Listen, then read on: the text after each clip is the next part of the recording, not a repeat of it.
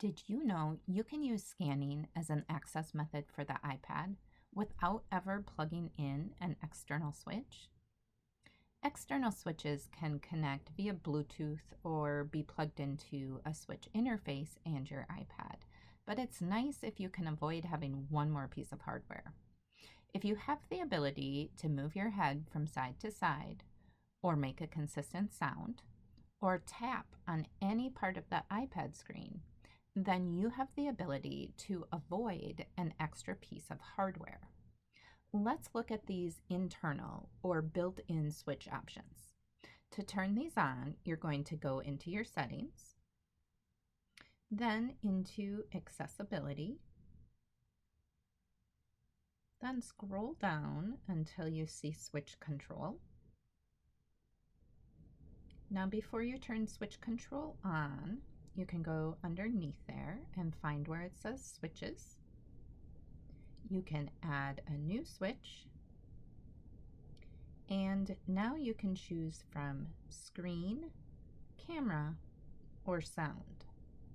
So if we go into the screen, you can see I would have the option to use the full screen by tapping anywhere on the screen. However, I'm already using that one, so I can't activate it right now. But if we go into camera, you can see that you can program left head movement to mean one thing and right head movement to mean another. So I'll go ahead and choose left head movement, and now I can choose what I want that to do. So when I move my head to the left, will that select an item? Will it tap something? Will it activate the home button? All of these options that you have.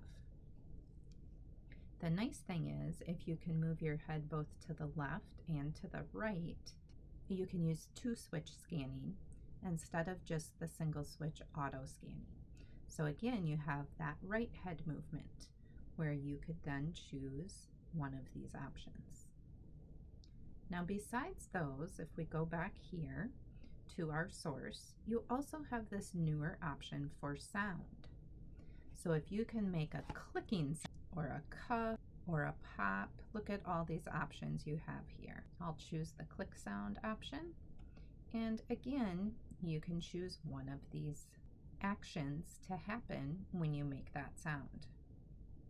You also have the option up here to practice.